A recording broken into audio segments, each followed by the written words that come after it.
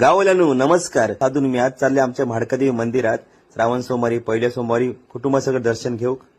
तर मित्रांनो, या श्रावण सोमवारी बरेचसे माहेरवाशिनी दर्शना घेतात, त्याबरोबर आजूबाजूला दशकोशीतील भक्तगणी दर्शना घेतात आणि खास करून दर श्रावण सोमवारी रात्री इथल्या भक्तांका महाप्रसाद असतात, त्याचाही तुम्ही आनंद घेऊ शकतास.